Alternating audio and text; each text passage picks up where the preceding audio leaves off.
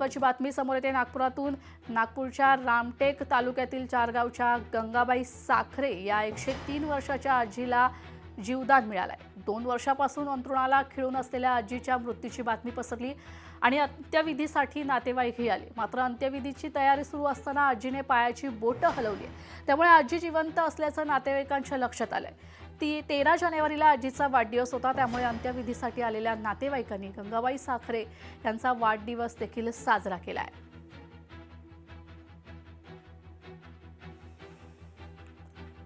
एक महत्त्वाची बातमी समोर येते। पुणे पालिका निवडणुकीच्या प्रचारात उपमुख्यमंत्री अजित पवार वरचढ ठरलेत। अजित पवार यांच्या पुण्यात उमेदवारांच्या प्रचारासाठी 10 जाहीर सभा, तर पुण्यात भाजप विरुद्ध राष्ट्रवादी अशी थेट लढत। अजित पवार तब्बल 8 दिवस प्रचारासाठी पुण्यात ठाण मांडून होते, तर मुख्यमंत्री देवेंद्र फडणवीस यांच्या केवळ 2 प्रचार सभा झाल्या। तर उपमुख्यमंत्री एकनाथ शिंदे यांचा दौरा केवळ 1च दिवस प्रचारासाठी पुण्यात होता।